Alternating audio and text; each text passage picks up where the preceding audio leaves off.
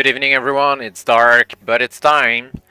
Tonight we're playing the last book of the Golden Dragon series. Yeah, finally, the last one. Let's hope it will be short and sweet. But before we start, some Lone Wolf news. Nothing, sadly, about the long-awaited Book 7 in paperback edition. And nothing either about Books 11 and 12 that have been released hardcover recently.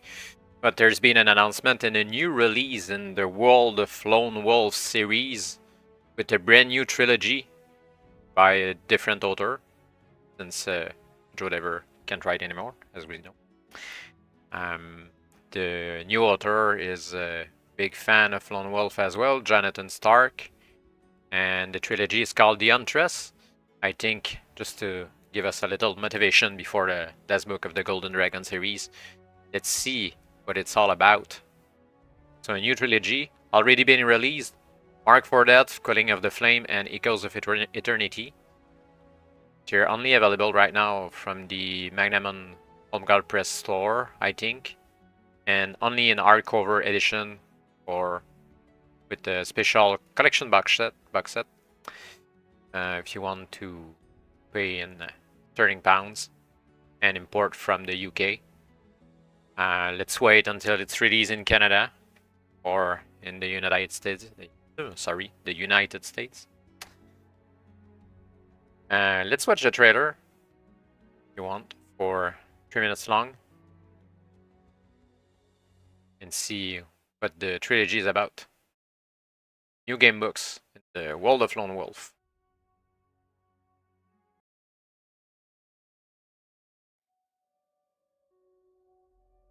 A brand new trilogy set in the world of Joe Dever's legendary gamebook series, Lone Wolf.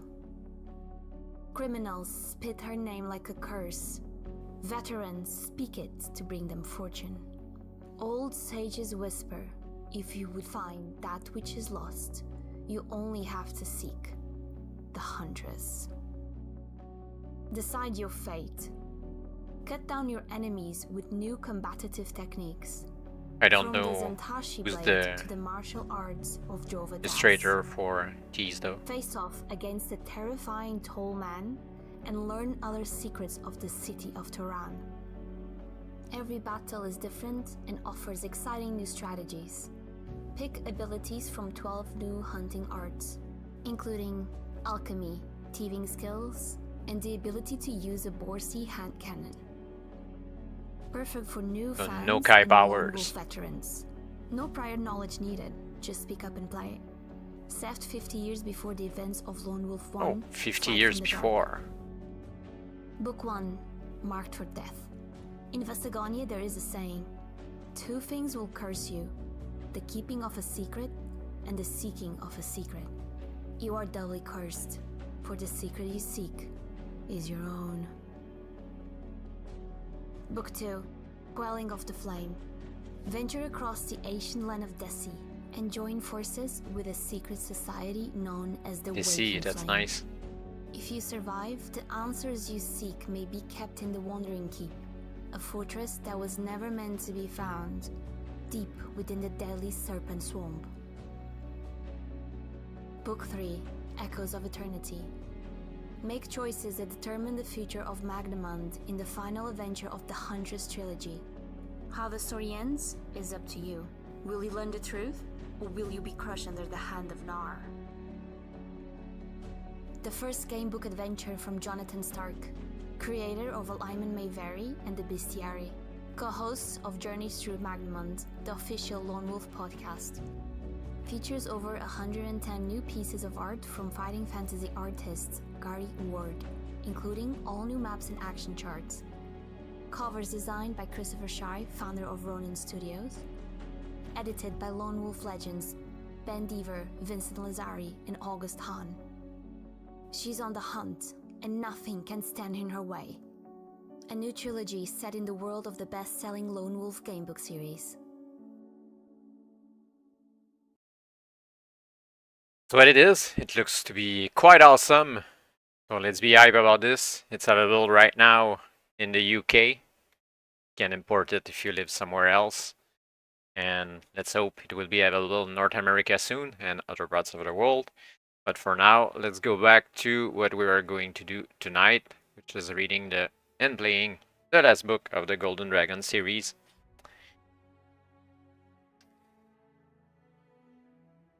First off, character creation, the same stats as before, not this page, this page. So I kept the Vigor 29, PSI 8, Agility 8.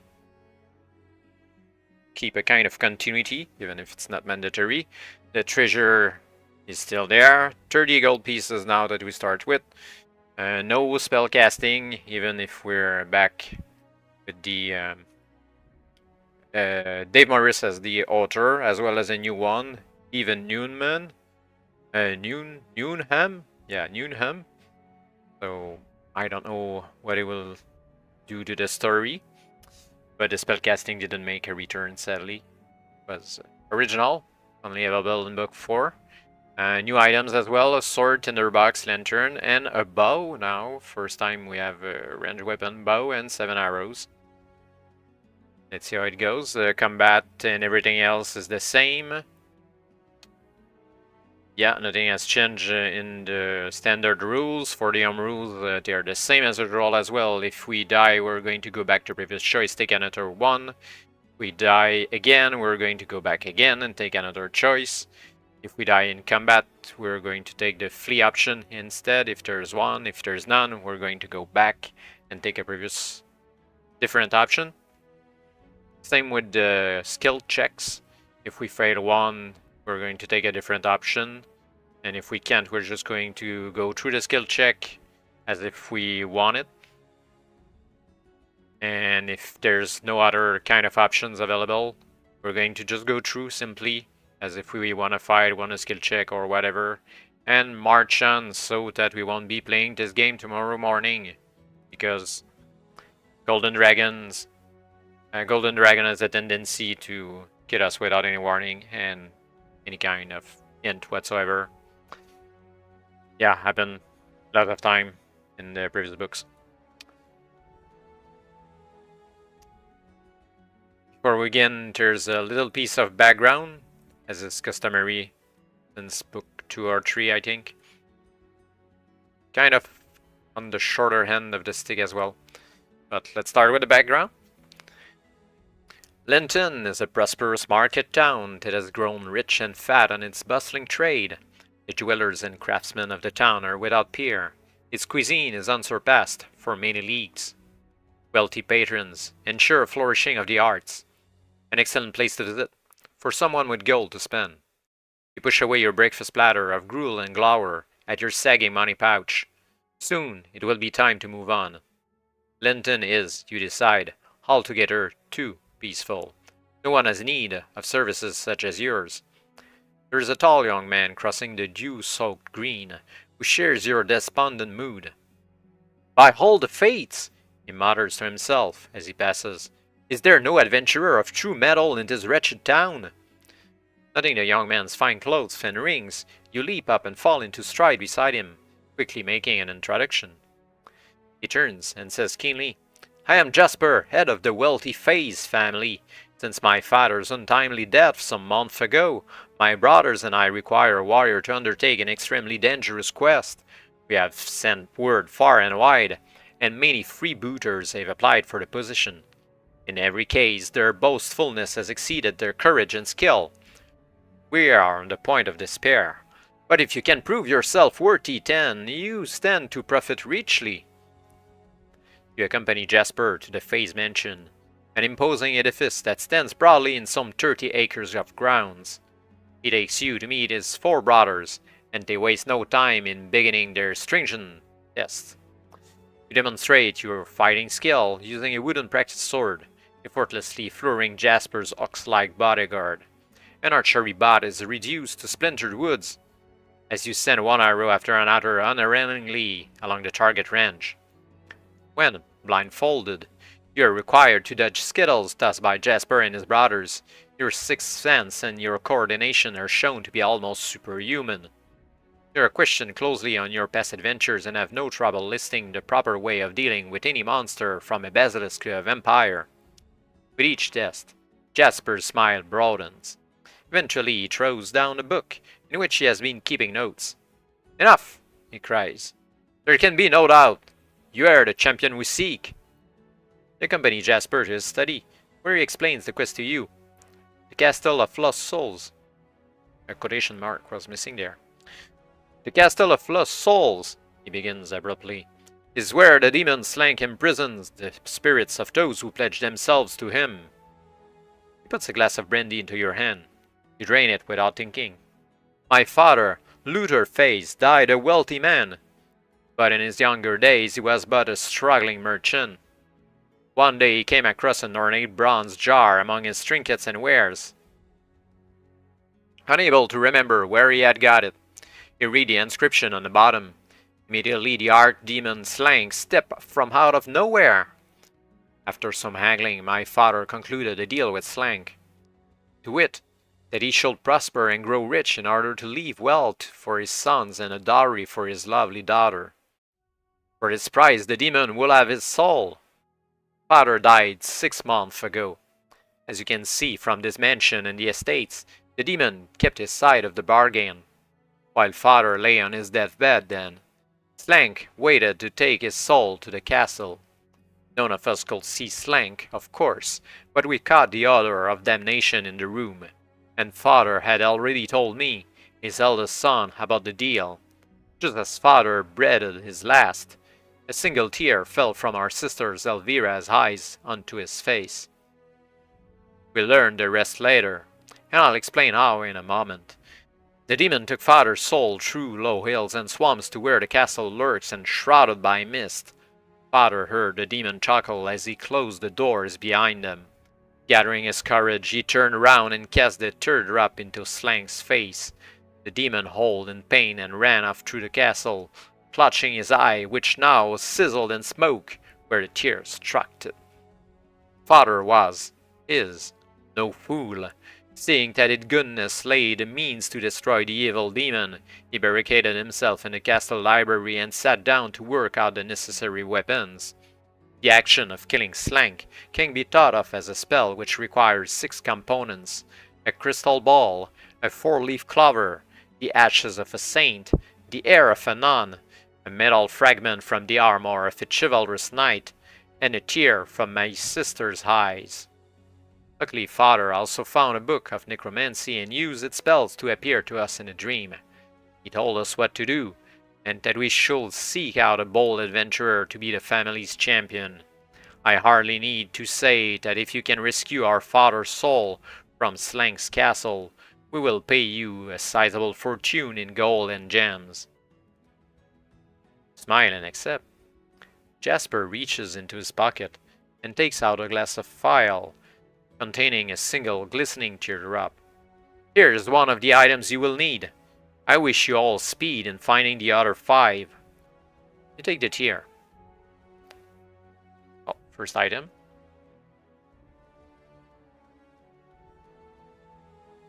We shall not lose this at all. It's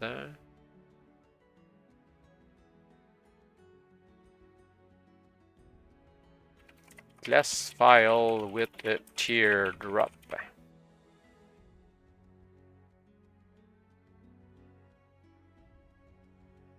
And set out at once.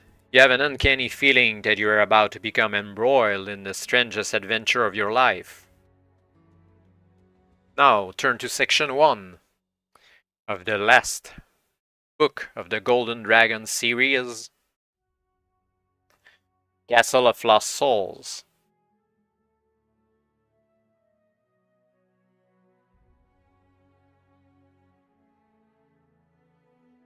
Resolving to be systematic in your quest, you decide to begin by finding the crystal ball and the 4-leaf clover. Remember passing an inn called the 4-leaf clover, just off the market square, and it seems as good a place as any to commence the search. Yeah, sure. I guess it's kind of the destiny or a good omen kind. A short walk across town brings you to the inn. As you enter the tap room, the first thing you notice is a horse brass in the shape of a 4-leaf clover which hangs above the bar.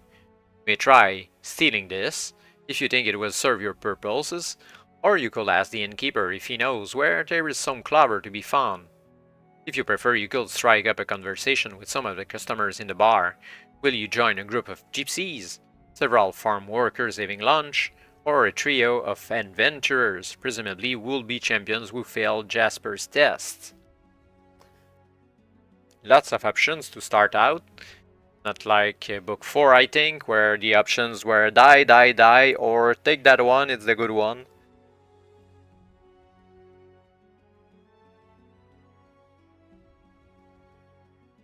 Would be kind of clever to simply steal the clover sign.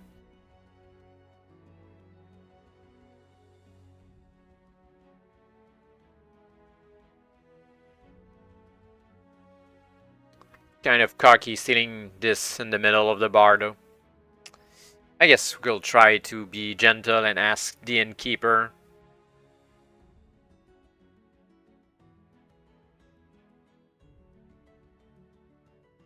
Sadly, I guess as usual, the options that we don't take will disappear, or at least some of them, like taking the 4-leaf clover sign. Innkeeper says, there's sometimes 4-leaf clovers to be found in the beer garden at the back. Hence the name of the inn, he chuckles. You go out through the door he indicates and find yourself in the beer garden. Several elegantly dressed merchants are seated on a wooden bench.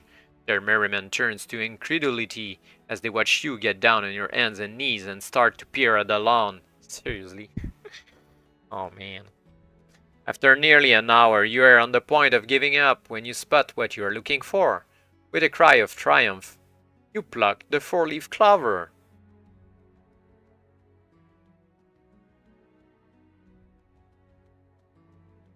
Sure, okay, fine.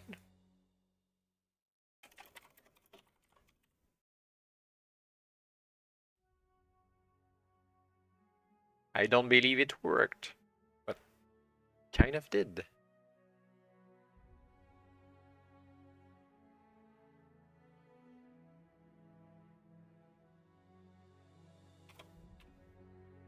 You hear some traders talking about a fete that is being held on the other side of town. You make your way there, thinking that perhaps you will meet someone who knows where you can get a crystal ball. Yeah, sure, why not? We hear about a special party on the other side of town. Ah, someone over there surely knows about the crystal ball. Yeah, makes a lot of sense. You pass through the south gate of the town and almost at once find yourself in a milling throng of townsfolk and gypsies. Nearby, a group of people have gathered in a ring. They're shouting and cheering, and you stop to see what all the noise is about. There is a tall, thin man with a scarlet bandana around his head, accepting coins from the people around him. He is taking bets on the outcome of a cockfight. If you wish to place a bet yourself, or you can decide to pass by. Well, we don't have any use for the money, so why not?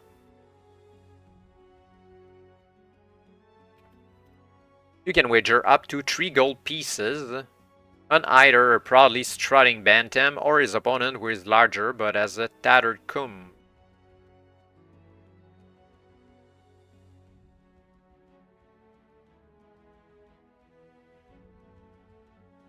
Well, we don't have a kind of proficiency in chickens. So it's quite a gamble. Let's remove the 3 gold pieces first.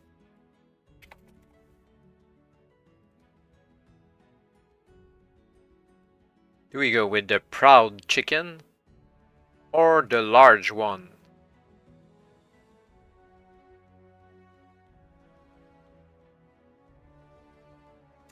Yeah, let's try the less obvious choice. Gaze.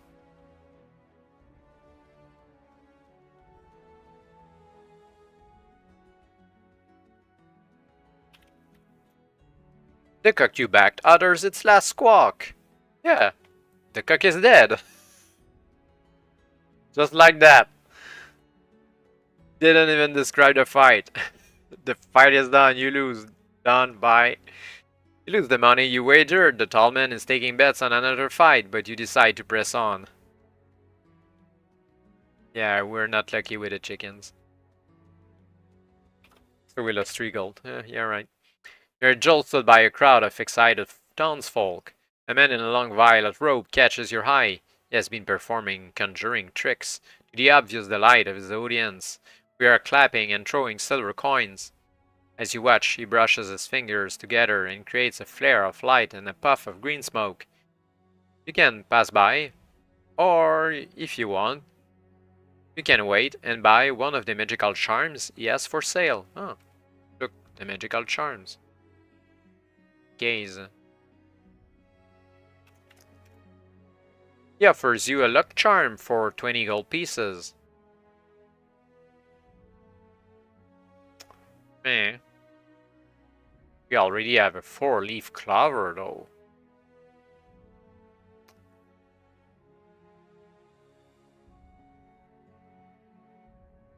Yeah, we can't have enough luck. A luck charm can be used 3 times only, so you must keep track of how often you use it. Okay.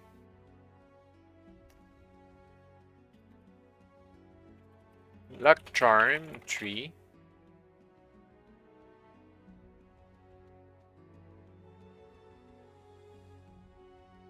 Anytime you are required to make a dice roll, including a combat roll, you can activate a charm instead. Using the charm means that you do not need to roll the dice. You can proceed as if you had rolled whatever score you wanted. You must decide in advance when you use the charm. You cannot use it to change the outcome of a dice roll after you have attempted and failed. So it's an inspiration without the dice roll. Or Destiny points in the Dark Time system. Remember that this item will work only 3 times, so use its powers wisely.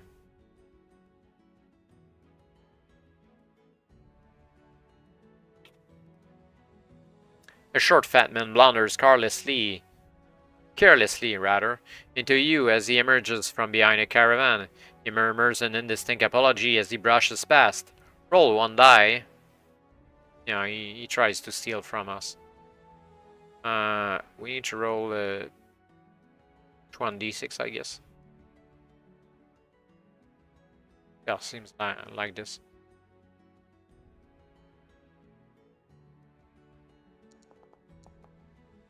If you roll a 4 or better, then you have your wits about you.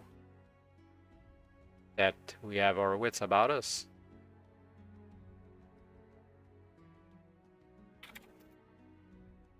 You catch sight of the glint of a knife. Oh, it's worse than just stealing from us. As the fat man tries to cut the strings, of your money pouch. Your blood boils and you pull your sword from its scabbard with a bellow of rage. The cut purse attempts to escape by running between 2 tents, but a pile of crates blocks his way, and he has to turn and face your wrath. Cut purse, Vigor 9. Actually, you can just run. You can run away, I don't care. The useless fight. Let the guy go. We seriously need to kill that cat purse. Kind of. Yeah, Ratfall. Okay. Sure, book. Make me do something I don't want to. 11.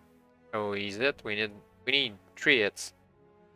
6, yeah, it's a hit. We need 5 or more to hit. And he's dead. Yeah, goodbye.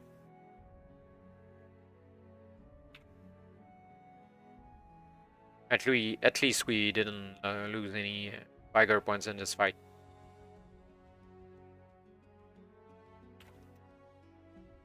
You check the little man's pockets and find several pilfered money pouches. His ill-gotten gains amount to 17 gold pieces. Oh, there are gold pieces now. He also wears a cornelian ring in the shape of a skull, which you may take if you wish. Okay. A cornelian skull ring.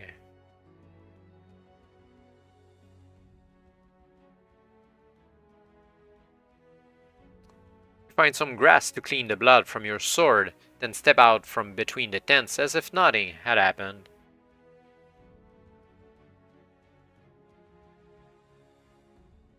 Live on the edge, die by the edge. You see a young couple outside the beer tent, a swarthy gypsy lad and his plump country maid. You ask where you could find someone with a crystal ball, and without looking away from the eyes of his paramour, the lad replies, "You want Gypsy Gale? She's the best fortune teller for 20 leagues and more." He points towards our caravan. I guess a fortune teller, often than not, has a crystal ball. Will she part with it though? You climb the steps of the brightly painted caravan, push aside a silk curtain across the doorway, and cautiously enter. It is dimly lit.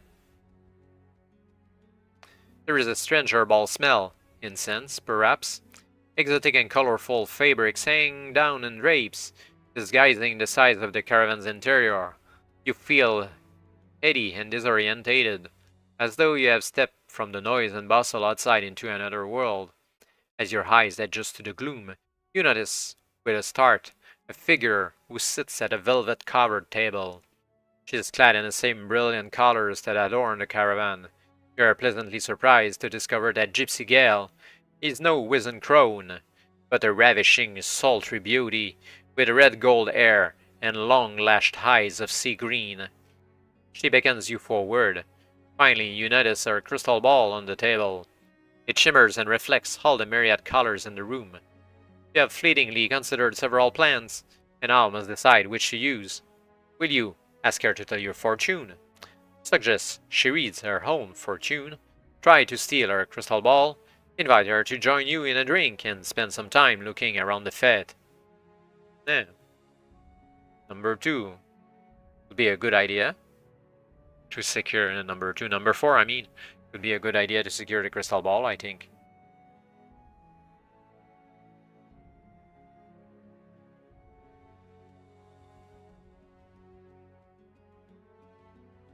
I don't really see how our fortune or air fortune could change anything. Stealing the crystal ball, so far we didn't steal anything and it went well. So, yeah. Invite her to join in a drink and spend time around the fete.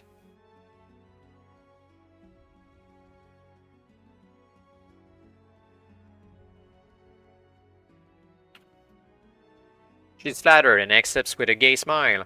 You leave the caravan together and make your way to a large tent nearby. A few drunken figures, townsfolk and gypsies alike, stand, sit and lie around it. The wine and ale flow freely here. You push your way through the crowds of merrymakers and find a small table, where you begin to ply Gale with drinks. Soon she relaxes and starts to laugh and joke.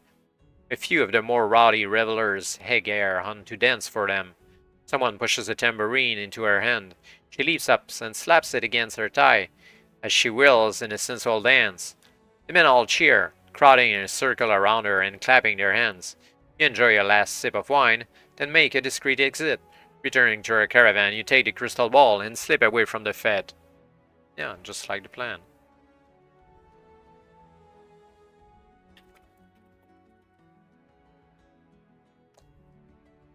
So that's 3 of the items. Don't really remember the other 2, but I know that the book remembers them.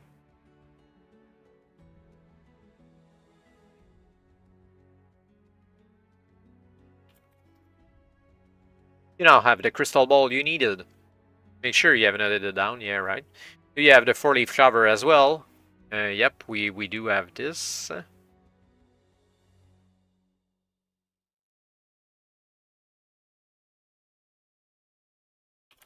Now that you possess the crystal ball, the teardrop, and the 4-leaf clover, all you need is a fragment of a chivalrous knight's armor. Will you go to the joust being held tomorrow? Go to see Rolfgar, a scholar who is renowned for his private collection of arms and armor. Yeah, well, however, the guy with the private collection of arms and armors most probably take good care of them. So I doubt he will have a fragment of a chivalrous knight's armor. Yeah, the juiced.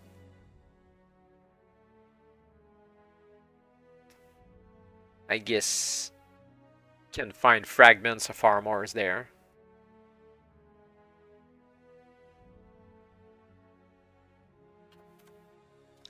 You walk around the field where the juice is taking place. Amongst the various knights parading back and forth on horseback or cuffing their indolent squires, you see a very gallant-looking knight with a noble lady. Using the most courtly and chivalrous phrases, he is declaring his boundless love for her. She offers him a band of green silk finished with gold, a symbol of her favor, and he accepts with a self-effacing smile. You have found your man. You approach him. Will you explain your quest and ask for his help? Steal his helmet when he's not looking, or resort to low cunning. Yeah, so far low cunning has worked, I guess, and stealing hasn't. However, he's the noble knight. Maybe he will give us a fragment of his chivalric armor. Yeah, low cunning is the way to go so far.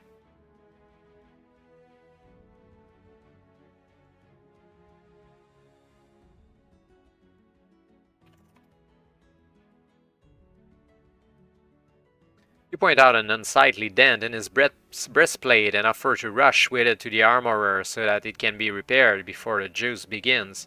He thanks you effusively and quickly removes the armor, giving it to you along with 3 gold pieces for your trouble.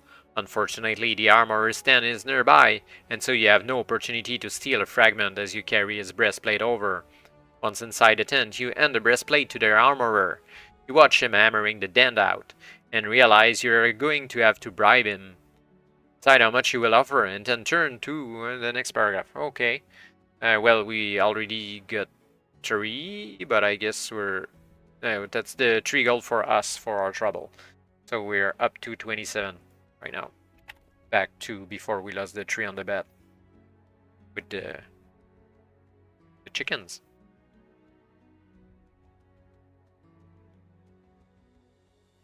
I think we needed 5 items, or was it 4?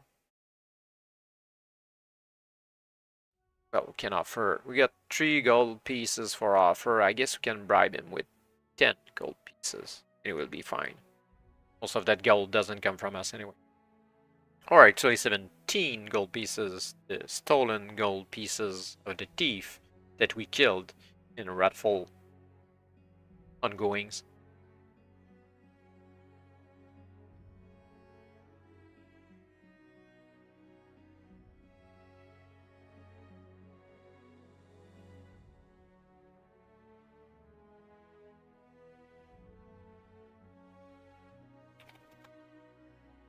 Let's go with 10. If you have offered at least 3 gold pieces, the armorer thoroughly pockets the bribe and shaves off a sliver of armor for you.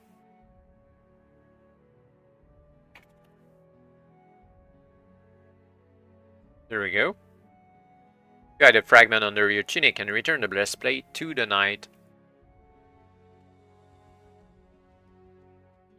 Fragment of armor. With a U. Yeah.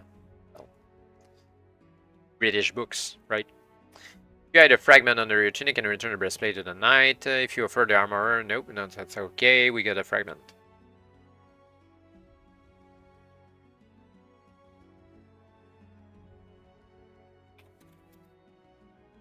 You return to the Phase Mansion, now with the 4 of the 6 items you need for your quest. Only the Saint's ashes and the heir of a nun remain to be found. Yeah, I knew there was more. But Jasper suggests that since the town is not an especially holy place, you may have more luck obtaining the last 2 items on your way to the Castle of Lost Souls. You spend a couple of days studying maps and traveler's accounts, planning your route to the Demon's Keep. If you're wounded, regain 2 Vigor points for the rest. Yeah, only 2? Okay. We don't need. Evening before you are due to set out, you gaze from the library windows towards the setting sun. In that direction lies the castle, but in this world, or in the next.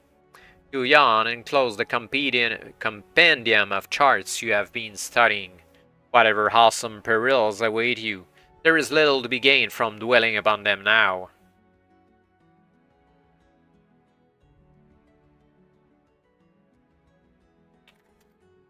You rise early and take breakfast with Jasper. His brothers are still in bed and the mansion seems eerily quiet. Hardly a word passes between the two of you. Jasper knows he may be sending you to your death, and the coffers of gold he has promised appear a paltry reward now. The door creaks behind you, and the butler enters with your weapons and backpack. I have had Mortlake pack you some provision for your journey, says Jasper. And you will also find in your rucksack a small pot containing 4 applications of magical salve of healing. The salve of healing is a rather foul-smelling preparation made from rancid milk, troll fat, and rotting vegetables, which actually has miraculous healing properties.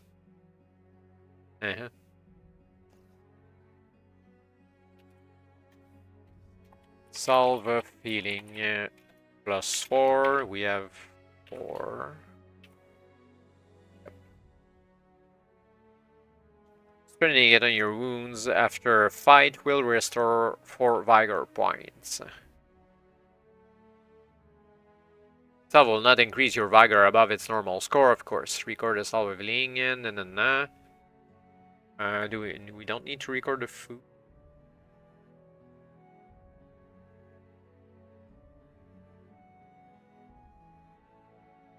Yeah, I guess it's only for the journey anyway.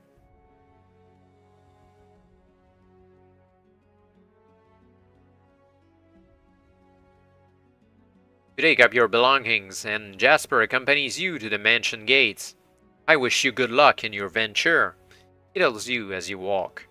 I can offer you no help or advice, save these 2 snippets of information. First, I have heard that the 2 principal goblin tribes of the Mungo Hills, through which you must pass, are the Drans and the Kabagoos, and that one or the other tribe are inveterate liars. Secondly, it is said that strange phantasms can appear in the mist enveloping the swamps of Bosch, which surround Slank's castle. These phantasms can cause a traveler no hardship so long as one disregards them. He reaches up and removes a talisman from around his neck, which he hands to you. Wear this, for if you find my father, he will recognize it and know that you come to help him. He swings the gate open and offers you his hand. Now, farewell. You make your way through the town. I guess we need to record the talisman, even if it's not said. Praise talisman. Gaze. Sometimes this series don't tell us when you need to record stuff. You make your way through the town towards the west gate. The streets are beginning to come alive with traders laying out their wares. Sunlight slants across the rooftops and there is a cool, refreshing breeze. Somewhere on your journey you must find a saint's ashes and the heir of a nun. But for now, all that occupies your thoughts is that it is a glorious morning and you are about to embark on another challenging adventure.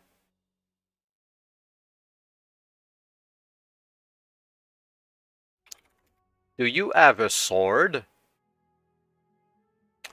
Why, yes, we do. That's a strange question out of nowhere.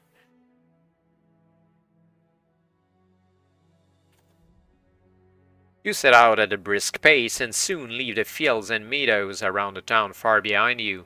After some time you come to a river, and seeing a bridge only a few hundred meters away, you stroll along the bank to it. As you are about to cross, however, a tall slim man in silver-grey robes appears from under the arch of the bridge and calls up to you that you must pay a toll of 4 gold pieces to cross here. Will you pay him the money, or will you ignore him and cross anyway? Well, we don't have anything to do with our money, so yeah, go ahead, take 4.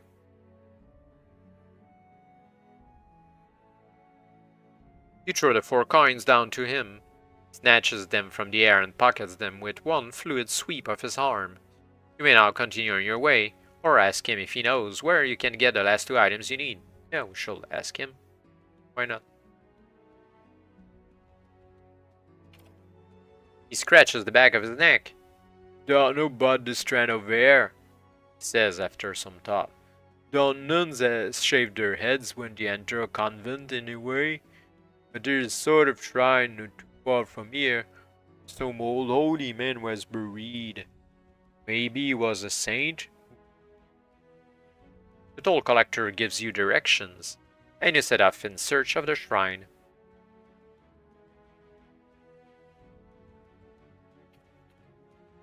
The shrine consists simply of a marble dome supported by 3 thick pillars.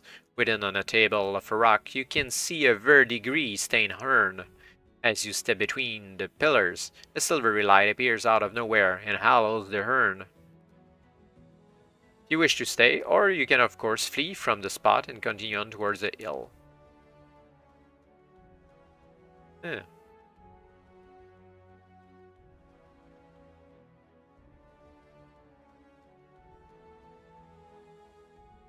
think there's maybe a fight to have, or some surprise. You stand in a sacred place. The gods themselves look into your heart and see your past deeds, if you have slain anyone at all in your quest so far, except for a fat cut purse at the fête. If you have got this far without killing a soul apart from the fat cut purse. Yeah, we only killed that guy in a wrathful vengeance. Not sure it warranted this.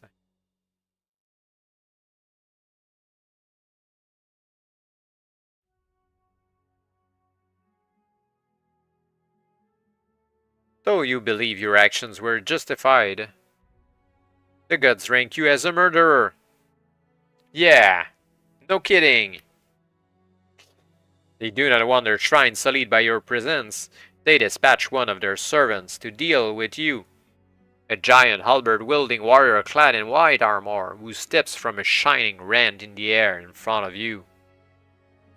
You are so taken aback by his sudden and miraculous appearance that you get no chance to drink a potion, if you have any. Angelic Executioner!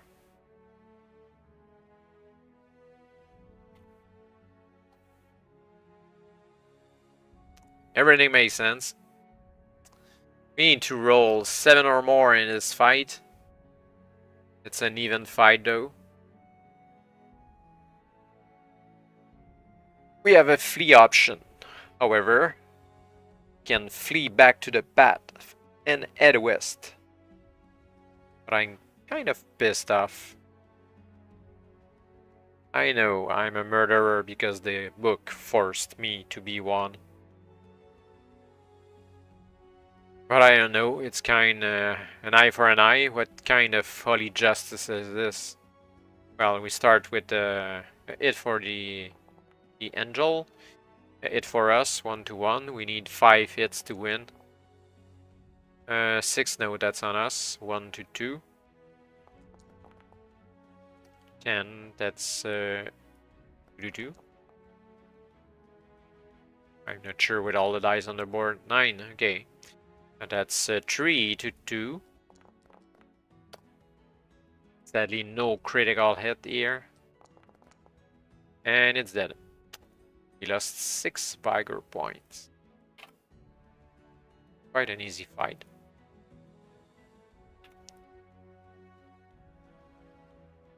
You beat the executioner, he turns into a stream of clear water and flows away.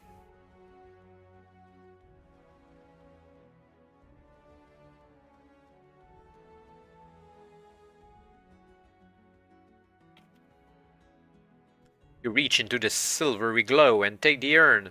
Peeking within, you see that it contains a handful of ashes. Somehow you know that these are the mortal remains of a saint. You put the urn in your backpack and set off again towards the hill.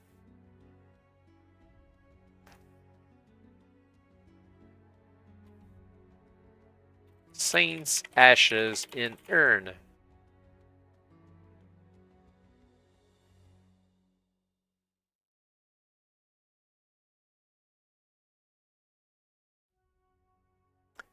You trudge on for many miles. It is late in the afternoon and the sun is dipping towards the rolling Mungo Hills ahead of you. You are trying to estimate whether you will be into the hills by nightfall when you see a skirmish of some kind on the road ahead. Cautiously you advance until you can discern that the hills, a small robber band, As attack a robber band. Yeah, not a robber band, but a band of robbers. Has attacked a group of wayfarers. 2 guards lie dead in the dust, and a third is battling against hopeless odds to prevent the robbers from getting to the coach who is accompanying. You see an old man cowering beside a coach. Will you rush to help the guard? Pick up the robbers with your bow. Avoid getting involved.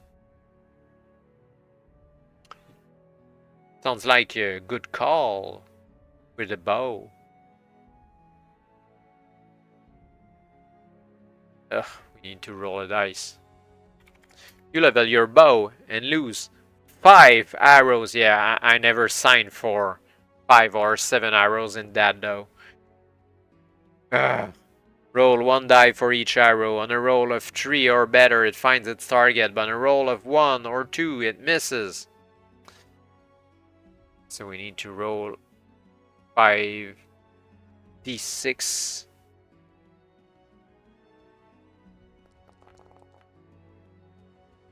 Only 1 miss. If at least 3 arrows hit, it does.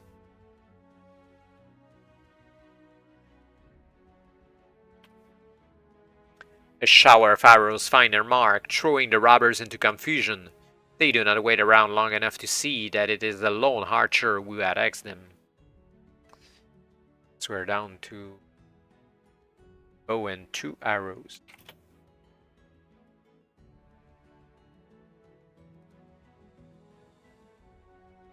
They break in a mad dash for the woods and are soon lost from sight. You walk to the scene of the ambush. The guard has taken a mortal wound and he looks up at you with dimming eyes. My thanks, stranger, he gasps. Your rescue came just too late for me. His breath rattles in his throat, and he falls back. An elegant velvet slipper emerges from the coach, and you glance over as a slender damsel steps down. She surveys the carnage for a moment, then turns a pouting frown on the broken axle of the coach. The old man gets up from where he lay cowering in the dust and approaches you, drawing his dignity about him like a cloak. We are indebted to you, he says haughtily. I do not intervene when you did. Things might have turned out for the worst. I am Gorbran, servant of the worshipful Sisters of Pure Adoration. This lady is Norwina, whom I am taking to join the convent. You're not one to ignore the gifts of Providence. Pointing out that Gorbran and Norwina now lack guards for their journey, you appoint yourself their escort until they reach the convent.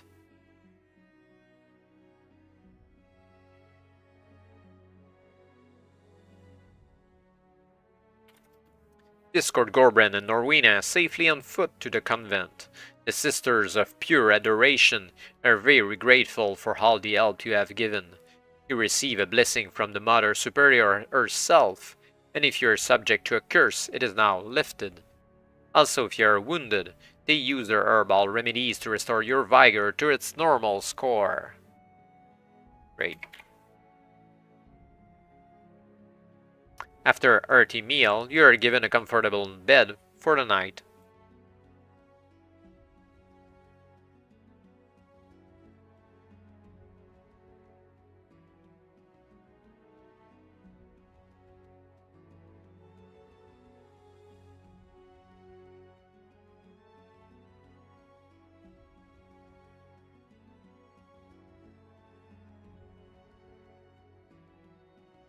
You arise before daybreak and join the nuns in the first service of the day, as much from politeness as from piety. You also notice a group of soldiers praying in a chapel. You did not see them when you arrived yesterday, and as you file out of the chapel you strike up a conversation with their captain. He confirms that they arrived during the night. Patrols on the western roads have been doubled, he tells you over breakfast. The countryside hereabouts is rife with brigands and murderous monsters. We have a jade orange-shaped amulet. Nope, we didn't find that.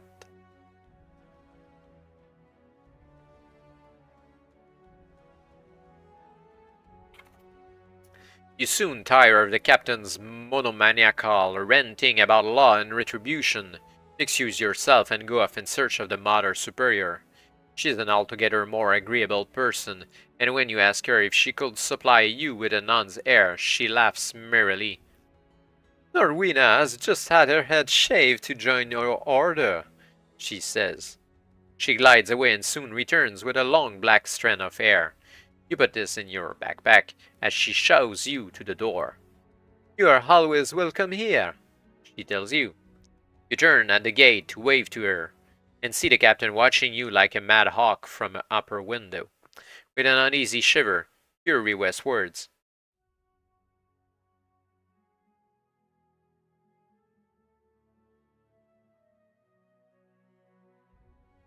And we have our last item. Norwina's air.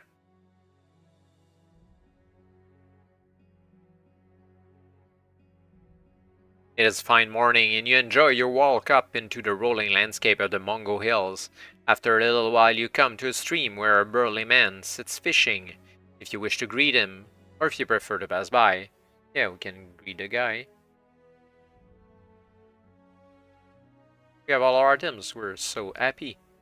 "Ho there!" he cries, struggling with the fishing rod. "A fine one has taken the bait this morning, but I need a net before I land him. Will you hold the rod a few minutes while I fetch one from my cottage?" Yeah. Sounds like a trap.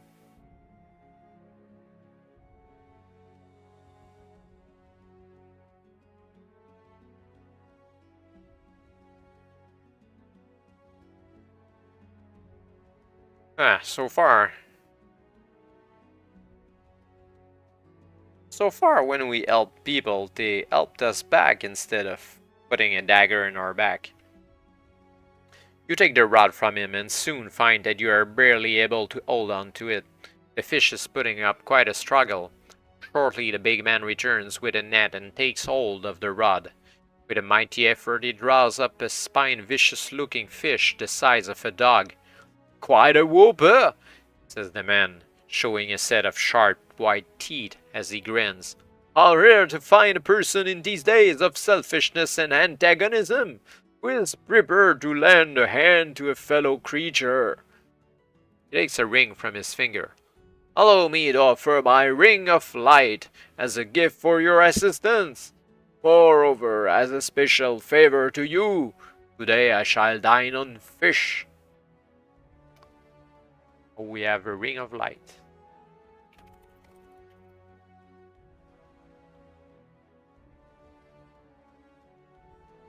You're not quite sure what he means by this last remark, but you accept the magic ring and thank him before going on your way.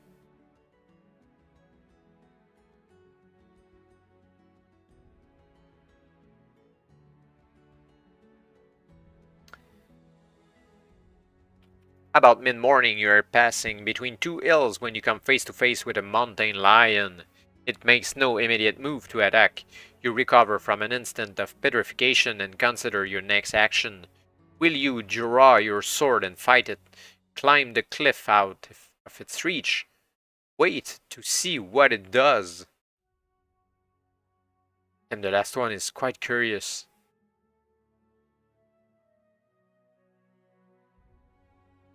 Well, so far we're helpful with everyone and it pays us back.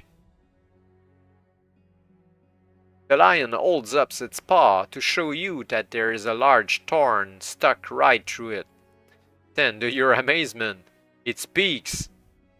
I seem to have this thorn."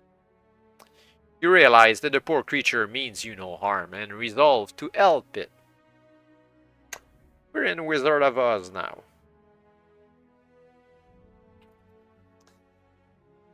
"How fully decent of you," says the lion as you draw the thorn from its paw. "Rather embarrassing, really. Can't think how I came to tread on the damn thing. If you're heading west, let me give you some advice. There are two tribes of goblins in these hills, the Drans and the Kabagoo. You can never tell the difference between them because they mix freely and wear the same outlandish clothes. The only thing is that the Drans always tell the truth and the Kabagus always lie. I hope that's of some help to you. After thanking you again, the lion goes on its way.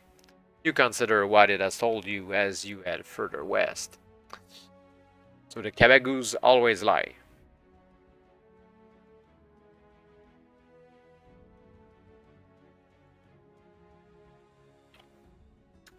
You walk on, maintaining a good pace. Pausing only briefly for lunch, you are on your way down out of the hills by mid-afternoon.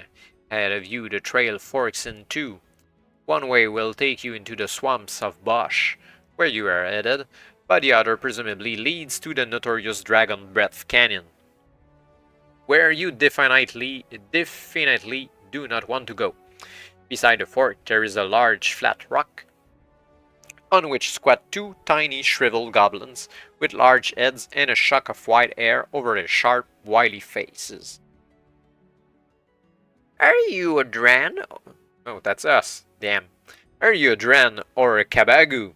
You ask the first goblin as you stride up to them. He answers so indistinctly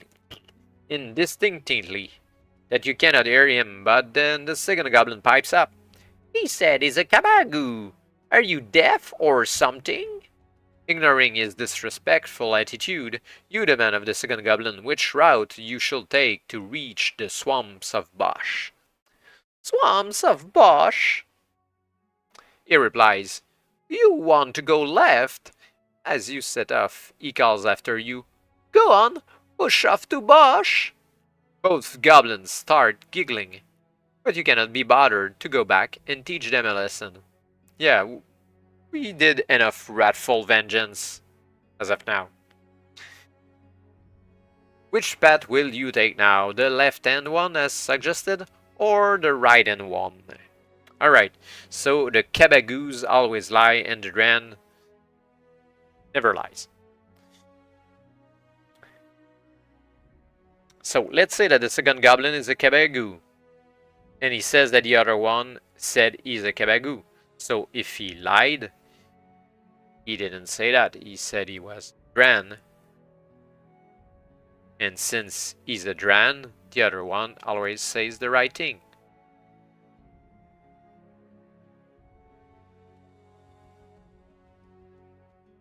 And if he lies, he told us to go left, so we shall go right.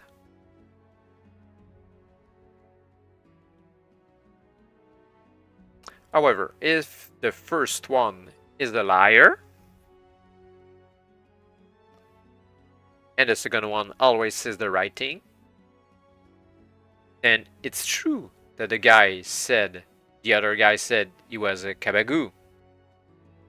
And since he's really a Kabagu,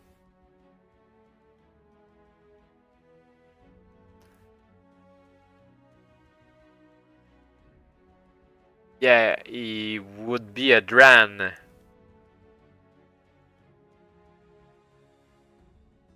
Is it possible? I think we need to write stuff down. Quite a lot of information.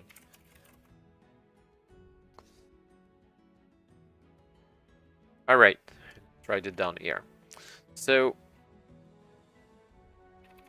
if the guy is a Dran,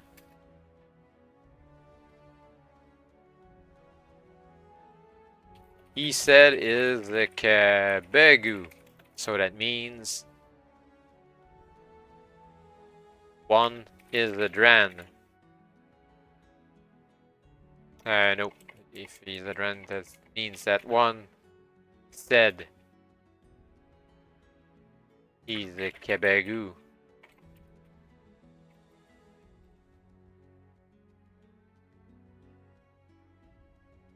And he said go left. So left it is. But if he's a Kabagu, he said he's a Kabagu, that means that one said he's a Dran. actually. He said go left, so right it is.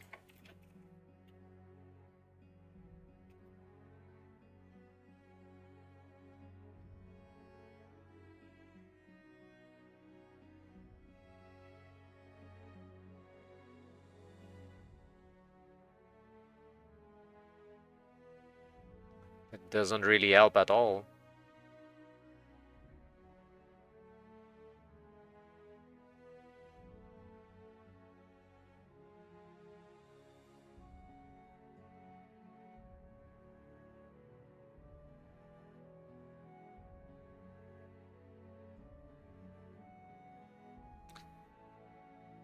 However, at the end, both are laughing.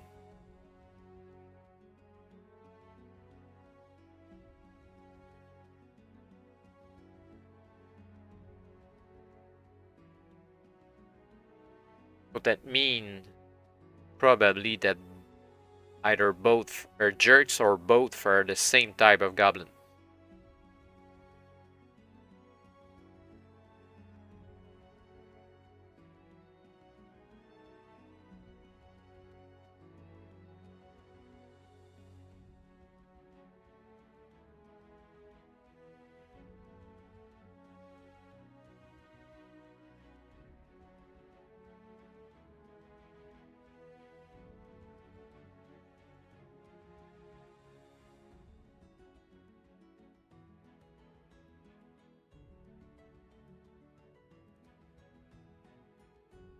Yeah, however, if the second one is a Dran, we asked the second one where to go.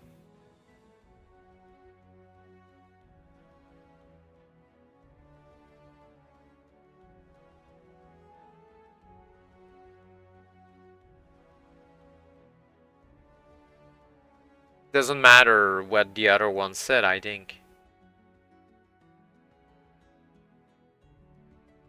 Is it just me or it's a crappy riddle?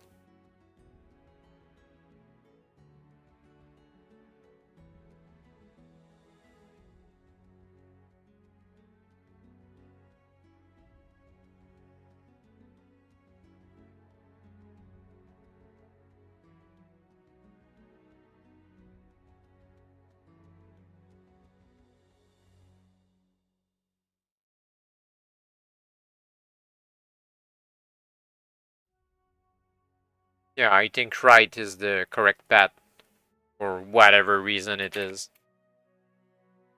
Let's say it's a hunch.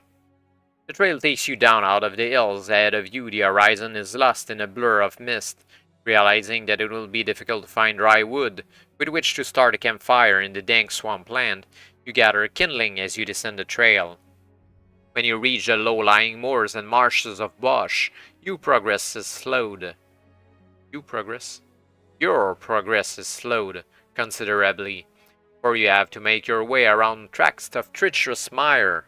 The tendrils of mist are like fingers groping round the silhouetted shapes of bent and deformed trees. Out of the corner of your eye, you catch sight of something, a crystal ball, just off the path to your left.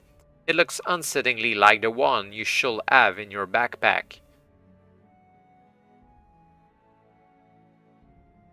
Will you go over to the crystal ball to examine it? Or check that the original ball is in your backpack, or simply walk on? I think we should check.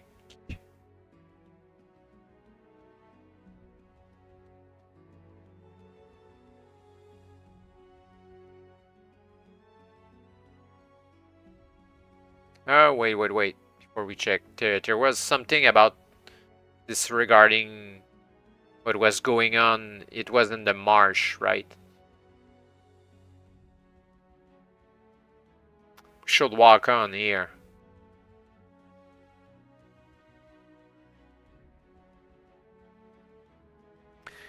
Just ahead of you, draped over the gnarled branches of a tree, are several strands of long black hair.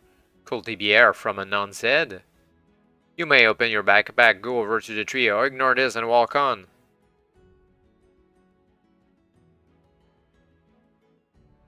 The mist's fingers poke and pry, stroke and search around your backpack. You realize that the mist itself is like an entity, a wraith which creates illusions to try and trick you. You are not fooled.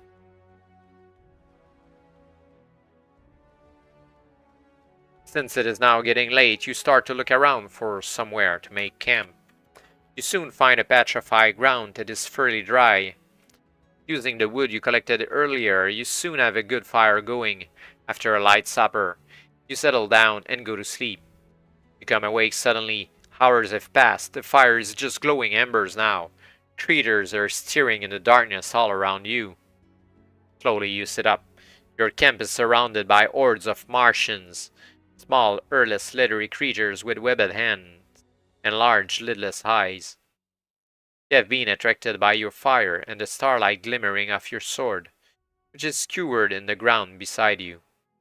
Martians usually see only the dull sludge greens and greys of the sun, so they are instantly drawn by light and color.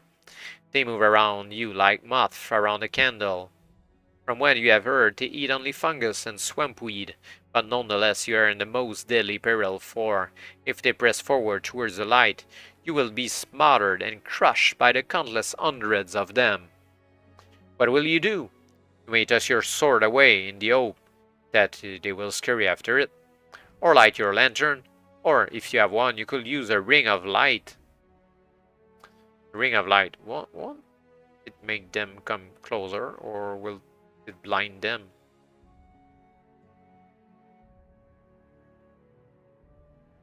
You hold forth the ring and cause it to emit a brilliant flare. The Martians clutch at their huge eyes and fall back whimpering. Blinded by the light, they scurry off into the safety of the darkness.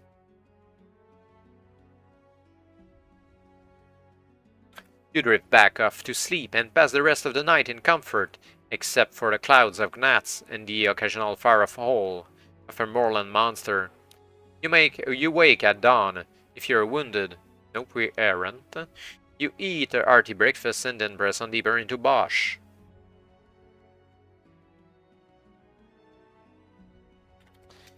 As you walk on, a few tendrils of mist return to swirl about you. You do not mind now. The mist is almost like an old traveling companion. Certainly it uses no more illusions. Then in the distance you see the castle of Lost Souls. Unless it is another of the mist apparitions, it cannot be more than a few miles away. You head towards it. However, when you look up again after going only a few hundred yards, you find that the castle is no longer straight ahead of you.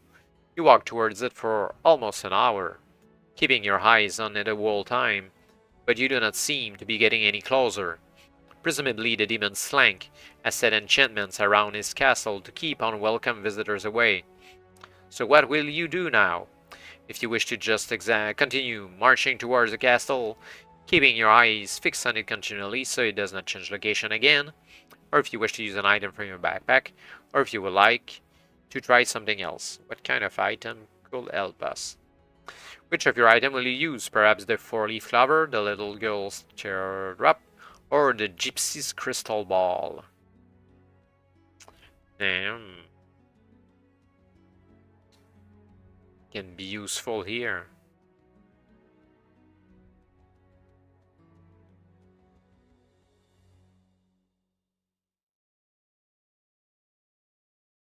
Not sure I want to use any of them. I need them in the Castle of Lost Souls.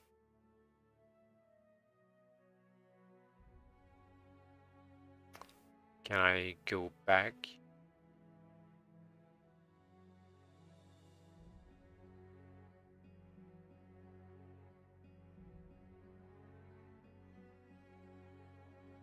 Don't seem like I can go back anywhere.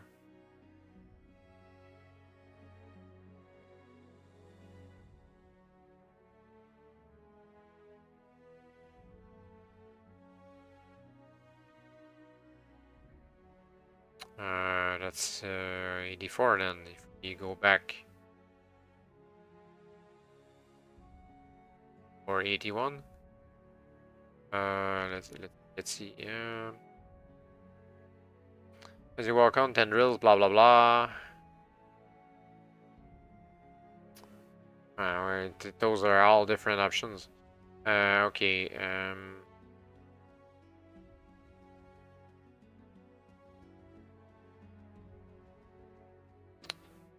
Can try something else, it says. So let's go try something else.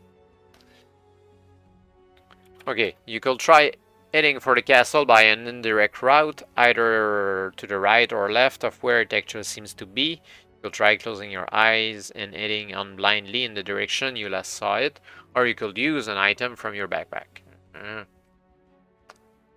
So closing my eyes.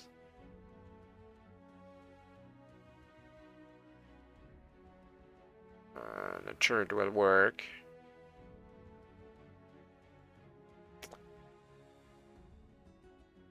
Oof.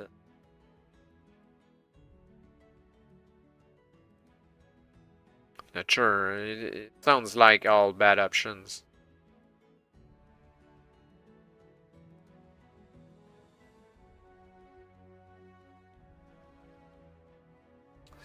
Let's go right or left and see. After almost an hour, you have still not got any closer to your destination. It is obviously time to try something else. And you search in your backpack for inspiration. But I didn't like the options in the backpack. What can the four-leaf clover or the teardrop can do? Not sure what the crystal ball can do as well.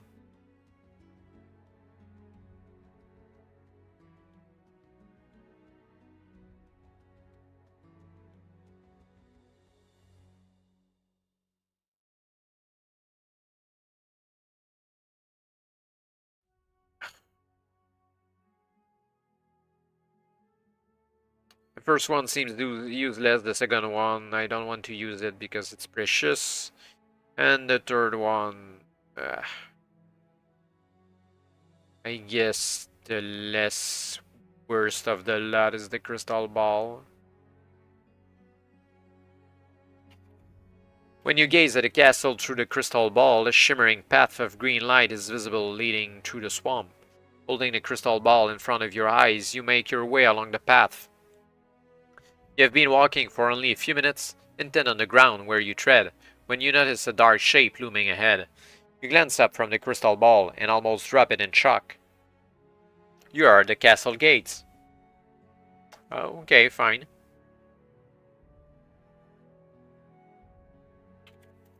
You stand at the very threshold of the castle of lost souls. The mist of the swamp seems to shrink away from it. Its presence is awesome. You cannot grasp any sense of its size. It seems endless, eternal. The walls tower dazzlingly above you into the glowering slate-gray sky. Perhaps in the castle's unreal and inhuman architecture you glean something of the twisted mind of its master, the demon Slank. The darkened slits of windows stare menacingly out across the silent marshlands. You notice a twinkling light.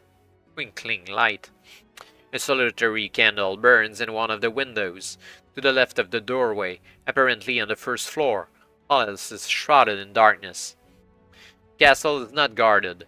None of the tortured souls that enter ever leaves. With weapon in hand, you advance slowly across the drawbridge. You reach out. Does your hand tremble just a little now? And push open the heavy mahogany door.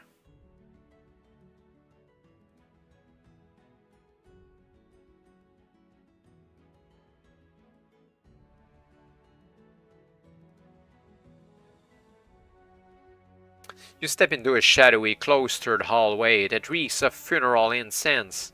Hall is bathed in the gathering smoky light of myriad black candles. A wide staircase leads up to the first floor.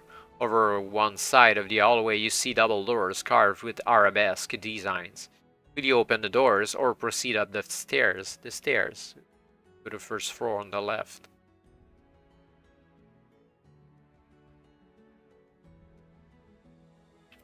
You climb up to the first floor landing. From here you can go left or right. Left. You advance along a narrow corridor illuminated by the amber glow of oil lamps. Shortly you come to a door in the left-hand wall. A few meters further on the other side of the corridor you see another door. Will you try the door to your left, the door to your right, or continue along the corridor? Let's go left, always towards the left. The door seems to be barred or barricaded shut if you wish to knock. Otherwise, you may try the door in the other hall or carry on to the end of the corridor. Let's knock.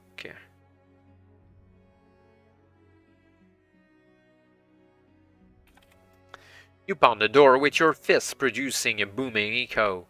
After a few moments, a small panel slides back and the occupant of the room examines you. You see his eyes alight on the talisman Jasper gave you. Immediately he gives a cry of delight and starts to clear his barricade from the other side of the door.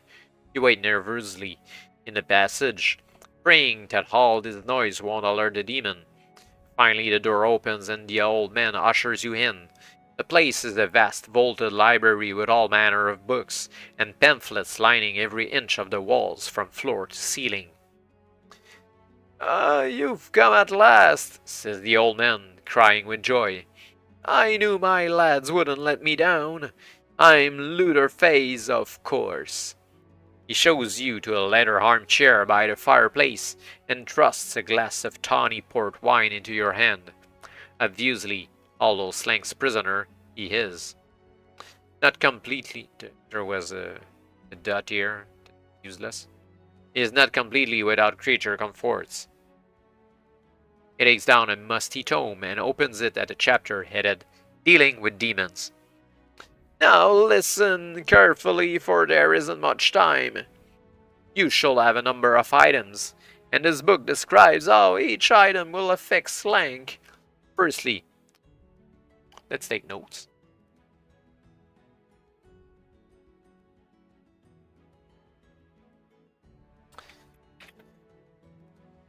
A 4-leaf clover will have much the same effect on him as a crucifix has on a vampire. He won't want to touch it or go anywhere it.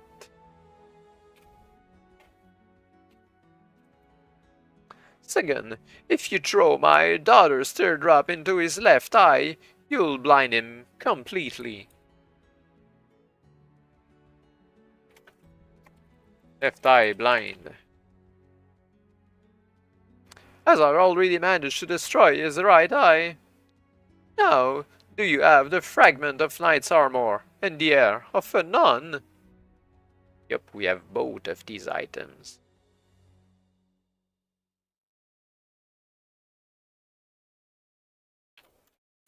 Following instructions in his book, Luther affixes the sliver of armor to the point of one of your arrows.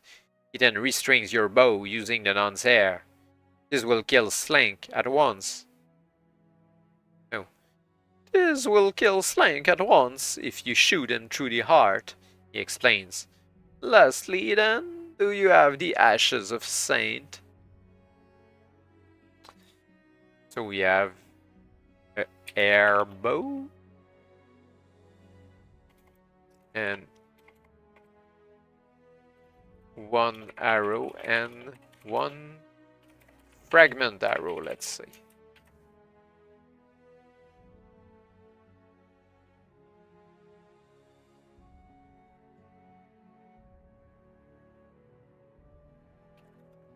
Excellent. After killing Slank, you must scatter the ashes over his body.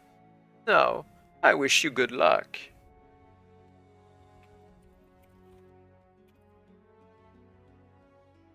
Okay.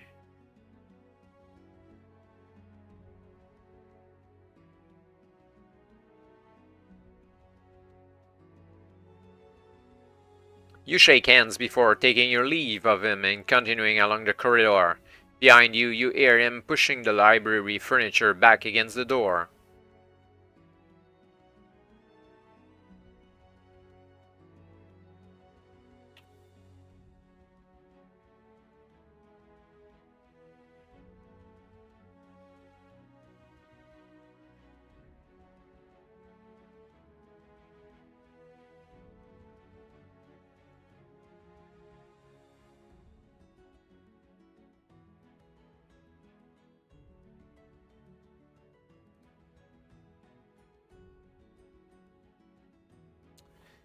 suppose a few meters beyond the library beside the other door. If you wish to open it, or you want to continue along the corridor. We could open it just to see what is going on there.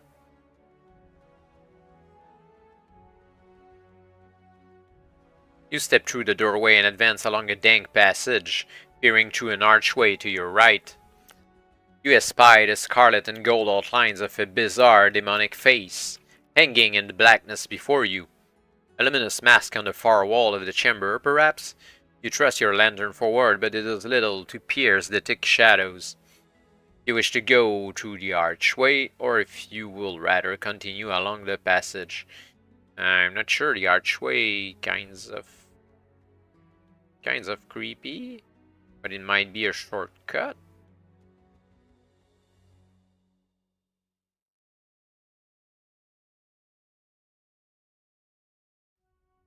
Holding your lantern aloft and treading warily in the deep darkness, you approach the glinting lines of the demon mask. A sob of terrified breath catches in your throat as you hear an ominous hiss. You know at once that you are not looking at a mask, but at the head of a giant cobra. It turns towards you, and its scales glisten like polished jet in your lamplight. As it rears up and slithers across the flagstones, you see its slender tongue dart in and out like a flickering red flame. Its jaws are wet with little venom, and you quickly prepare to defend yourself from its attack. Damn, I hate venomous creatures. They get us when you roll low.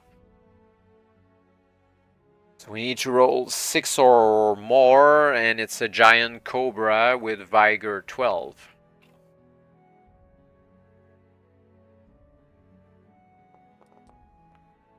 Four, that's bad. We need 4 hits. First hit. That's the second one.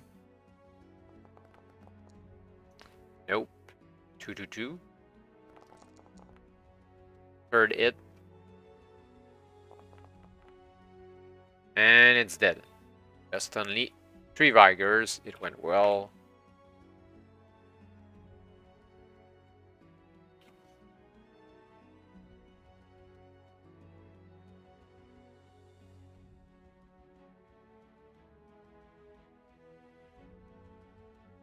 If you were bitten by the giant cobra,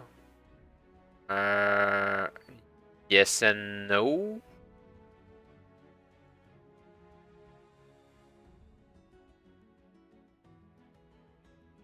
Didn't roll a 2. Well, the 2 was worse, but yeah, we were bitten by the cobra then. Roll 4 dice or roll 1 die 4 times.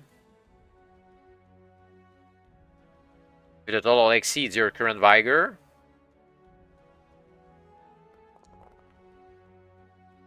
nope.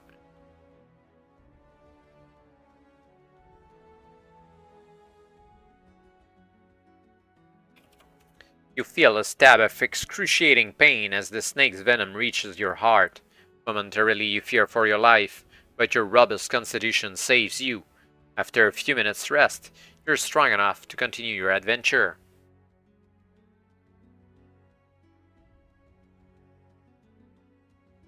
It was a scary encounter. You step over the coils of the dead serpent and begin a search of the room. The darkness here seems unnaturally thick. Finally, you decide to leave your lantern by the arch and resort to feeling your way around the walls. You discover no other exits, but you do come across a heavy chest, which you presume the cobra was set here to guard. You wish to open the chest, or if you will rather first pull it out into the passage where you have more light. The lighting might be a good idea.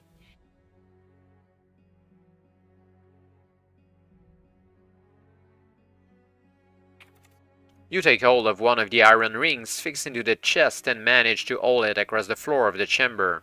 The shadows cluster less thickly in the passage. Lifting your lantern, you play its beam across the chest. The metal hasp is carved to resemble a lilia's eye. You may open the chest or leave it where it is and continue your exploration. Lilia's eye.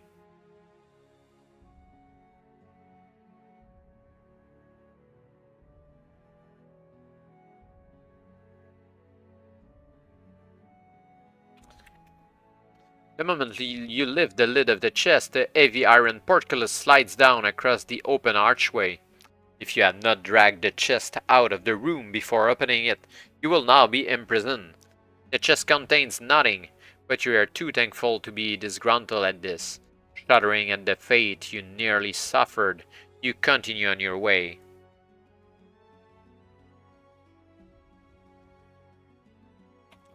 Walking along the passage, you see a stone door in the wall to your left. If you wish to try the door, or if you wish to pass by, yeah, always to the left.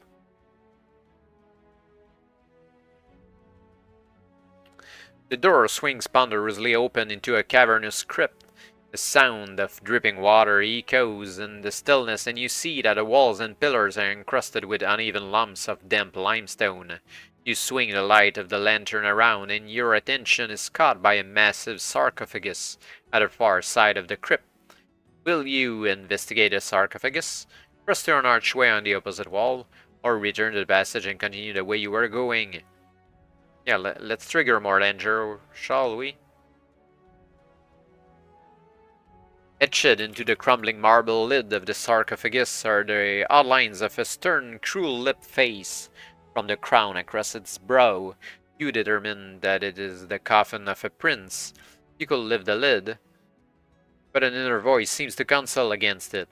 If you decide to leave the crypt, or return the passage you came from. Yeah, why the inner voices?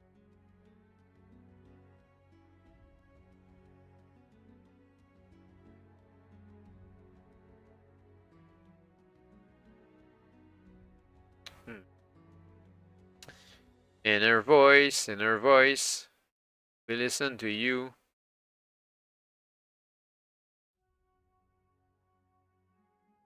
It's rare that the book gives us inner voice like that. Let's check the archway then.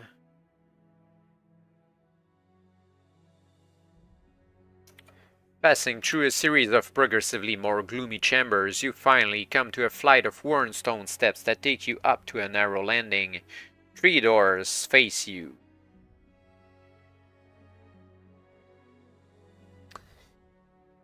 Each door bears a plaque with an inscription on it, and these read as follows. The copper plaque: to slay me you must pass through this door. The bronze plaque: you shall not pass through this door. The lead plaque: the correct path is not beyond the copper plaque door. You grit your teeth. Slink is obviously toying with you. His mistake: you may open one of the doors. The door with the copper plaque, the one with the bronze plaque, or the one with the lead plaque, or you may take an item from your backpack. Oh yeah, that might be a good idea. You can use the crystal ball or the 3 strange silver coins. We don't have that. Sounds good. 3 strange silver coins. Let's see what the crystal ball does, though. The doors do not look any different when you examine them through the gypsy's crystal ball. Okay.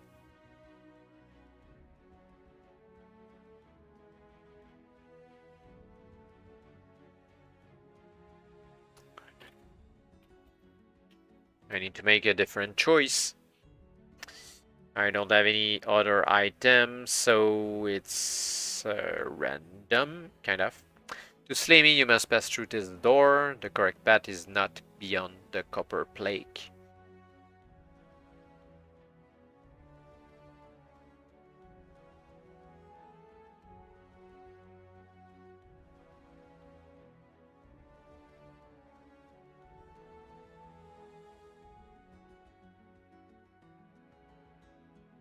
So the bronze says do not go there, the lead says do not go in copper, and the copper says go here.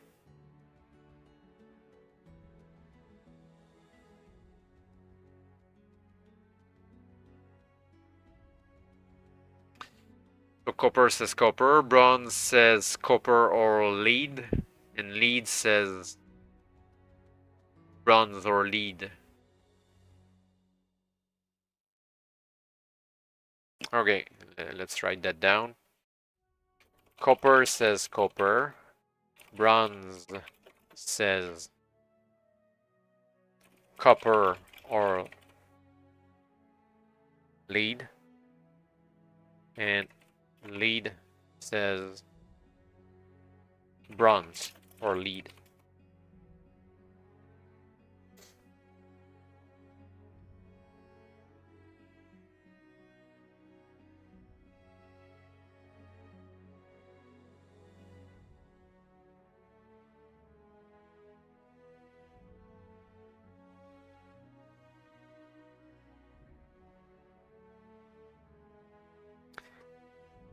And on the other side, copper says not bronze and lead. And bronze says not bronze. And lead says not copper.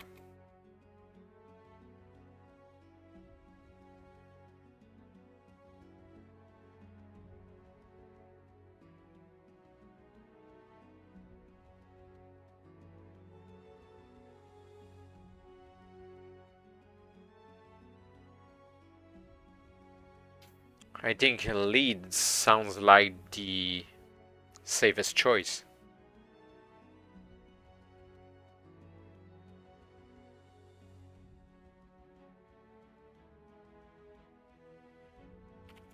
You walk along a short tunnel and enter a circular room with a pool in the middle.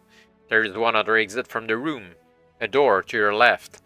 You can go back and take one of the other doors, either the one with a copper plaque or the one with the bronze plaque, or you can advance across this room.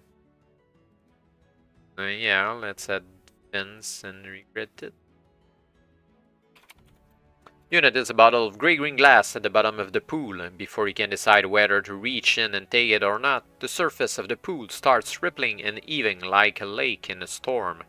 Suddenly a watery being rises up out of the turbulent pool.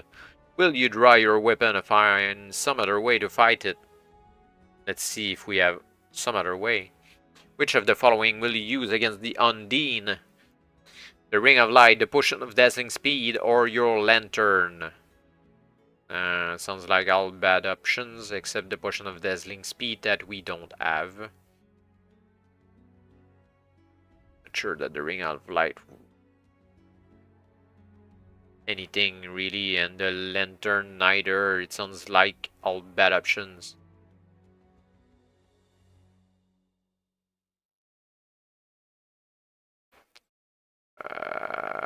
Can I go back? Not try any of these. Okay, yeah, we can not try any of these.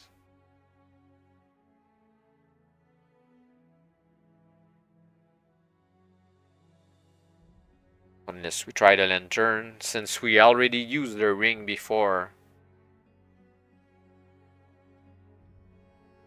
Yeah, let's try not the ring, because the ring has already been used.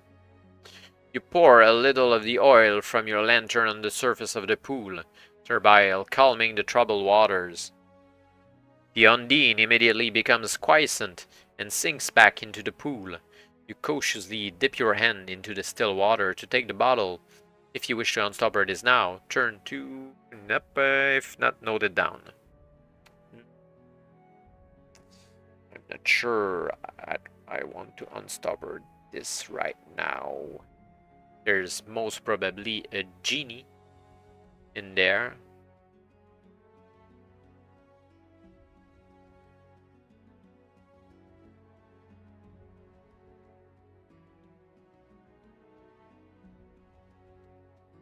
Why keep it though? An emerald vapor issues from the open neck of the bottle. When it clears, you discover a tall figure with green skin standing before you. Arms folded across his barrel-like chest, he bows low. Greetings, esteemed one, he booms. I am Rashid Aladir, and for releasing me, I can grant you a boon of skill, stamina, or knowledge. Which will you choose? Skill, stamina, or knowledge? Knowledge must be PSI, which is totally useless since the beginning. Skill is most probably agility, which is also useless since the beginning. I guess it will be a stamina boon.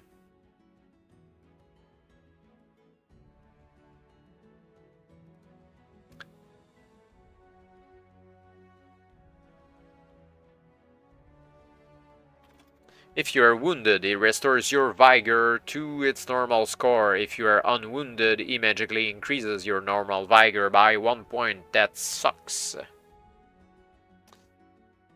I wanted the extra vigor.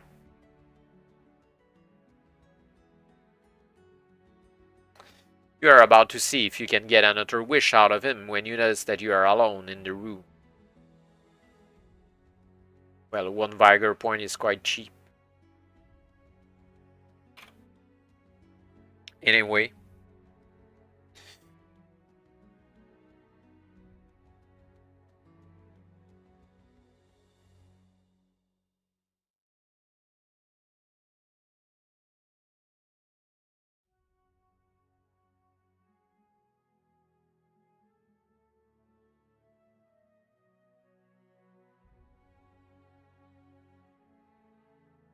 Will you leave the circular room through the door to your left, or will you return to the landing and open the door with the copper plaque or the bronze plaque?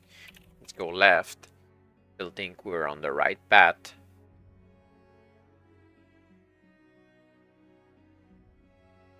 You enter a long oak beam dining hall with fading portraits high up on the walls. Ignoring 2 smaller doorways, you make your way along the table towards the double doors at the far end of the room. You pass a wide stone hearth, where a raging log fire crackles and spits. Over the hearth hangs a great pole axe, and on the floor in front of it there's a fine white bearskin rug. You can either go over to the hearth or carry on to the double doors.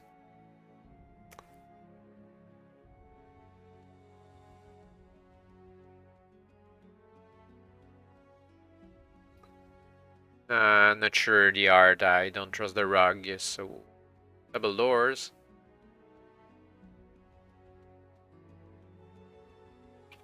You descend a flight of stairs into what seems to be a pillared ballroom with a floor of polished white marble. There is a shadowed archway across on the other side of the room. However, as you walk wearily towards this, you make a startling discovery. The floor underfoot is not marble at all, but solid ice.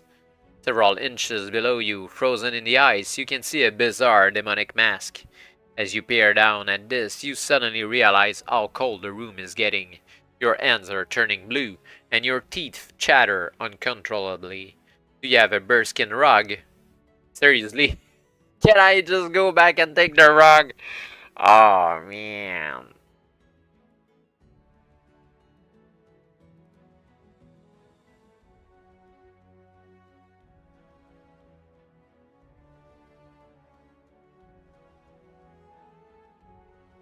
That's so stupid.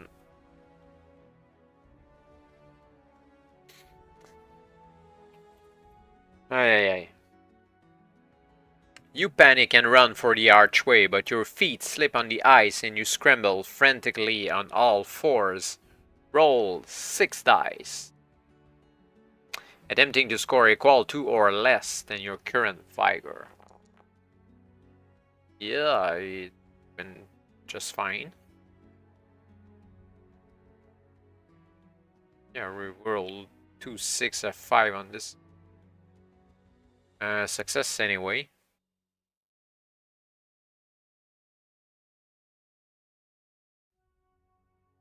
Somehow, you manage to drag yourself the last few yards and slump through the archway. The coldness is presumably a magical effect restricted to the last room, for after a few minutes you stop shivering and manage to get to your feet. Rubbing the circulation back into your sword hand, you look around you.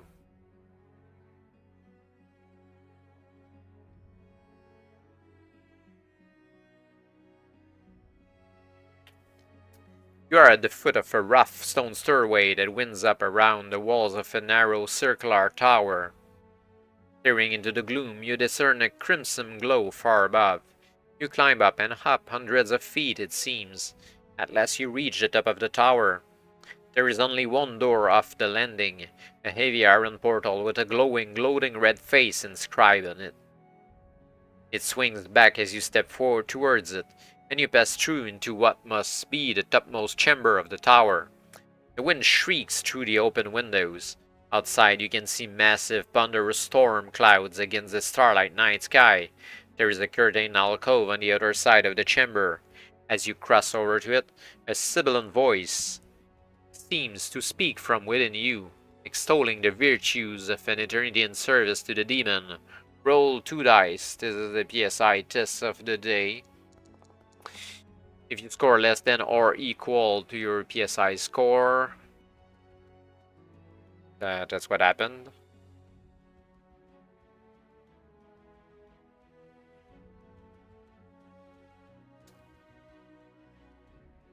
Slank is using his foul magic to try and persuade you to serve him, but no demon will ever corrupt an honorable and undaunting spirit like yours. Grimly, you push the curtain aside. Did you leave either the clover or the teardrop on Slank's mask? We didn't have that option.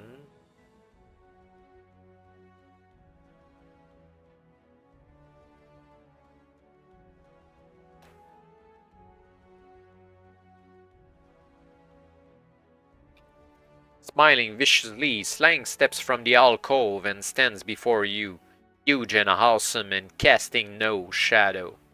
You hear the rumble of the approaching storm, drowned out by Slank's laughter. His surcoat and boots and vambraces are as black as the night and trimmed with silver. His pale skin has a translucent gleam. At first glance, the face might almost be considered handsome, but then you see the clouded, sightless right eye, the face around it scarred and mutilated by terrible burns. The good eye shines with an awful, corrupt light, and the expression twisting those fine features is one of utter and inhuman evil.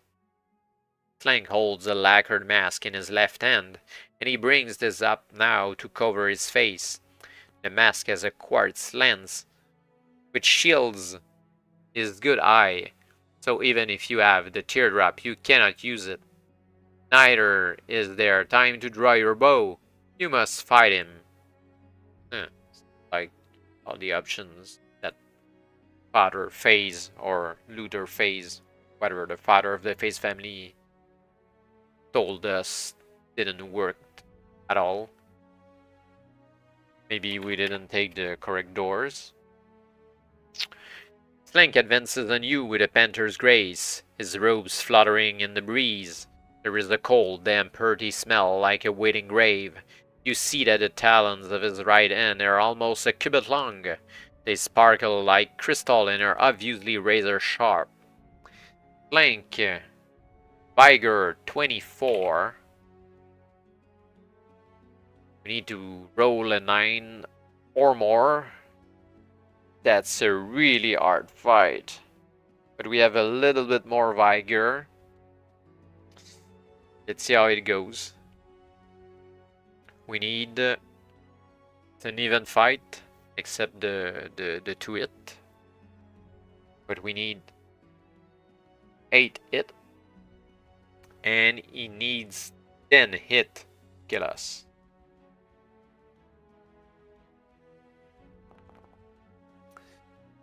One to 0. Yep. Here are all the items. 1 to 1. Need to roll 9 or more. That's a big ordeal. 1 to 2. 1 to 3.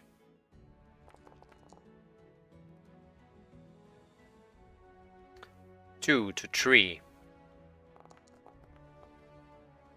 2 to 4. 2 to 5. 2 to 6. 3 to 6. 4 to 6. 4 to 7. 4 to 8. 4 to 9. We need to punch in the 3 luck charms.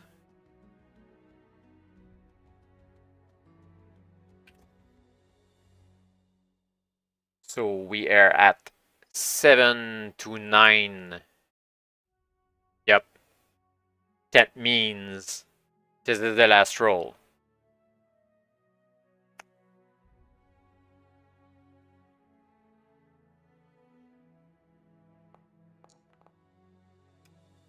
Victory, 8 hit against 9. So 3 Vigor point lost by 8, that's 24. And 3 Vigor lost by 9, that's 27. We have 2 Vigor left. Let's see if we will have died without the luck charm. Not yet. Not yet. Oh yeah, we would have died with the 8, never mind, since it was 9 or more. Yeah, so the luck charm saved our ass there. It's time to take eating salt that we didn't use for the whole game. Can I use the 4 of them? Maybe. I think so.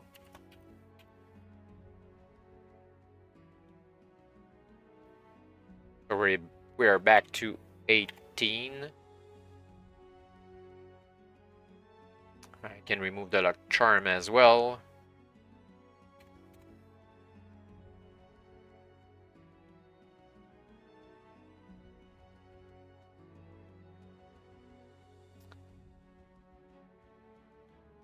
I forgot the number of the section I had to go to.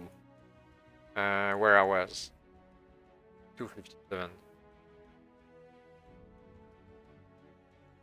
Yeah, okay.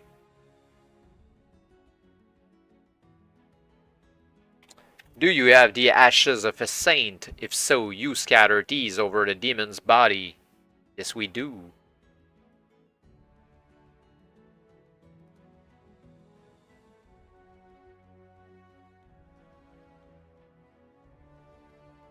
Didn't use the air, I think. We had no information about the air as well. Couldn't... Oh, with the crucifix couldn't touch us. Strange. So those items were kind of strange. But yeah, we have the ashes anyway. From an upper window, you watch the exodus of the thousands of souls Slankat kept in prison here, some of them for eons. They file from the castle and out across the swamps, where they fade from your mortal sight as they pass into the afterlife. You scan the miling throng for Luther Phase and finally catch sight of him. Cabbering merrily, he dances away from the castle towards whatever fate the afterlife reserves for merchants. At last you are alone in the castle. You descend through the empty halls and stride away across the marshes. You do not look back until you reach the Mungo Hills, and by then there is no sign of the castle. As you make your way back towards the town, you find that seers and wizards have already learned of your success. Balladeers roam the villages singing epic songs, which tell of the Archfiend's destruction, and which refer to you as Demon Slayer, Knight of Souls, and several other flattering titles. Jasper and his brothers have invited the whole town to an alfresco party in your honor. You are carried shoulder high through the streets to the main square, where Jasper delivers a long speech and then presents you with a chest containing a king's ransom in gold, silver, and precious jewels. Now that you are rich, you look forward to enjoying your new wealth in the peace and quiet you have earned.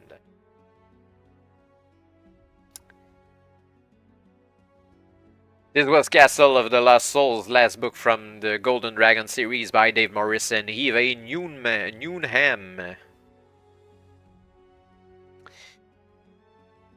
I haven't checked yet what I'm going to play next week or the following weeks, while still waiting for book number 7 in paperback for the Lone Wolf series. It will be most probably another game book series from the 80s. I'm not thinking about the Fighting Fantasy series, something shorter in case the Lone Wolf book arrives soon in February or March. And in case maybe that the Huntress trilogy arrives soon as well in paperback edition. We'll see about that. So I'm not sure yet. Let's see what the ideas I had. I think I had the Grail quest or something like that. I'm just check. I had notes somewhere around.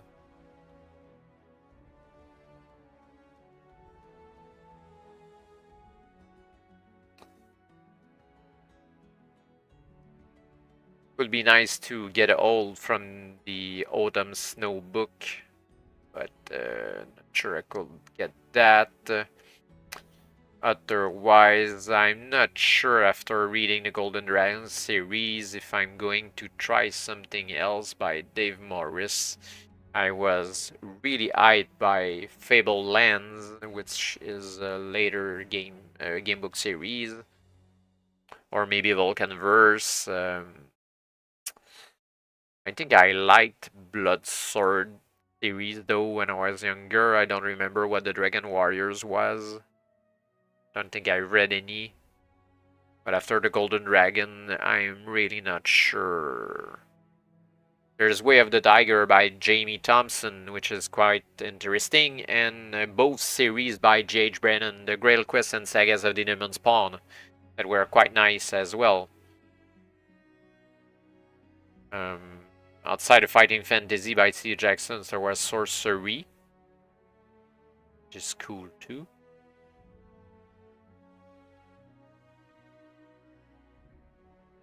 Yeah, those are kind of my ideas for now.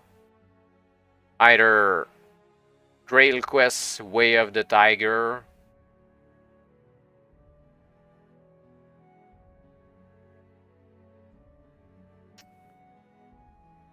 I'm not sure if I'm going back to any kind of Dave Morris stuff.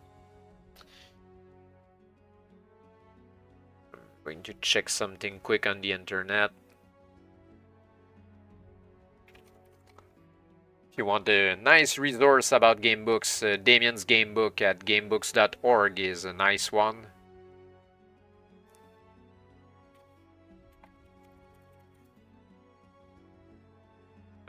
Let's see, Dragon Warriors. Not to be mistaken with the video game series of the same name.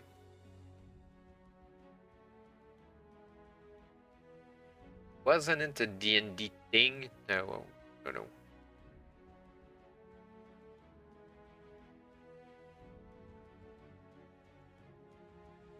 Or maybe it was. Yeah, that was the D&D thing. So initially, this multiplayer role-playing game did not feature any solitaire adventures. The original edition was published in a gamebook-like paper for events and inspired the Bloodsword game books. That have often been viewed fondly by game book fans. It's not really game books though. Dragon Warrior series. The role-playing solo adventures. Why, they were released in 2021. Oh, they're quite recent.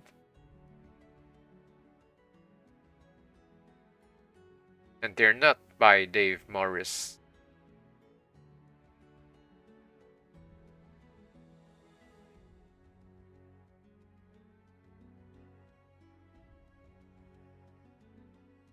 Ah, yeah, I see the one by Dave Morris. Dragon Warriors #1.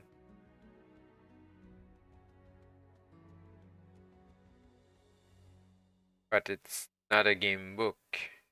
Role-playing material.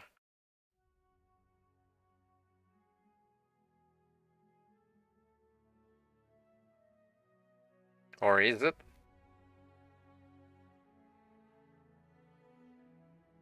Kind of curious now. So the next series will be between those. Either Dragon Warriors or Blood Sword by Dave Morris, although I'm kind of reluctant right now after Golden Dragon. Grail Quest by J.H. Brennan, which I remember was really nice, quite goofy, humoristic. The quest of Pip, I can read the English resume. I read these in French at the time. In French, it was simply called the Quête du Graal. There's 8 books in the series. The resume here on Damien's Gamebook webpage says that this series casts the reader as Pip, a elf chosen by Merlin to perform quests in the service of King Arthur. The books are notable for a number of reasons. Their sense of humor, their use of Dreamtime sections, which read whenever Pip sleeps, and various other quirks which set them apart from the run-of-the-mill gamebook. For all their unusual features, the rules are pretty typical, with Pip having to keep track of life points, experience points, inventory items, and spells. 8 books were published in England, with only the first 6 reprinted in the United States, some with different covers, and all with inferior quality. I don't remember how many there were in French at Edition Gallimard. Oh. Can I see that here?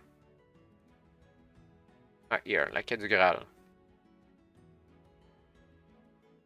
All the 8 UK books were translated. Yeah, remember the cover of the first one, Château des Ténèbres. I'm just hyped looking at the cover from these books. Were so awesome. I don't remember the second one. I own some of them, but not all of them. I own the first one. The third one. I've read the fourth, I think, but I don't own it. I've read the fifth as well. And I'm not sure about the other ones.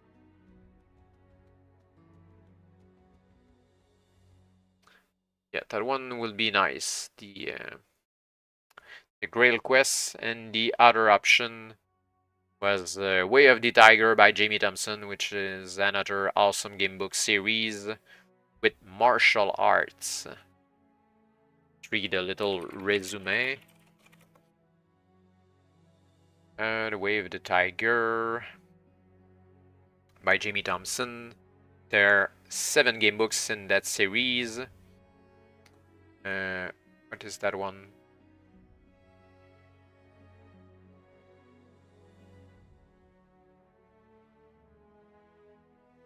It's a gamebook as well, from 2014. French. It's a kind of an out of series. This is one, Avenger 1985 original British edition. Yep. So I own some of those as well. I have the second one, Assassin. I need to check the French titles. La Vengeance du Ninja. Série de Voix du Tigre. Yep, I have the second one. Parchemin de Kitsuin. And I think I have another one. Maybe not. Maybe not. I haven't read all of them for Grail Quest and Way of the Tiger, so I'll need to buy them out.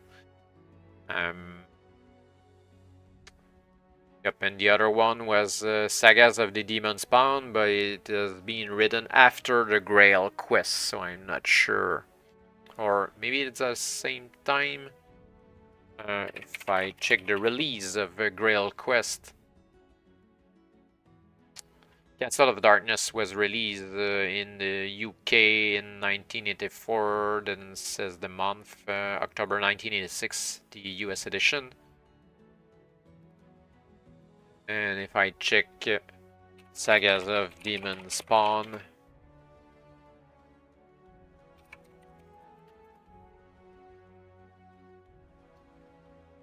there are less book. It is one was released in 1984, doesn't say the month as well. Crypts of Terror 1984.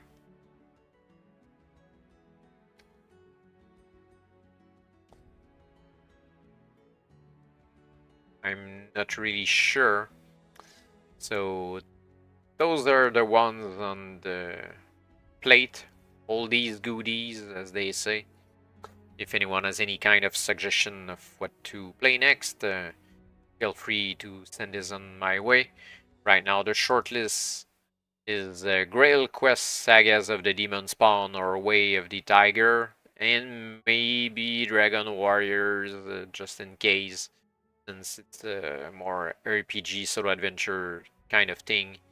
Not sure if I will find those though, but those will be the ones. I don't know if Dragon Warriors had the French edition, but Grail Quest was La Quête du Graal, Sagas of the Demon Spawn was named...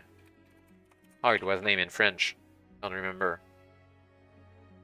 Loup Ardent. Yeah, Loup Ardent. I read maybe 2 or 3 of those. I don't think I own any of them though.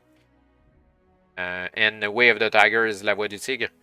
So if anybody has any suggestions in those or any kind of other ones, I'm open any suggestions until I find out I can buy book 7 of Lone Wolf, paperback edition, and continue the Manakai series of the Lone Wolf books, or find out that the Huntress, the new trilogy, is released in paperback, and we'll play that instead.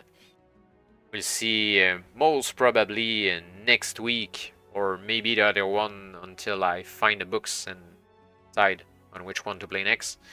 But most probably see you next time, next week. Same time actually, and same channel.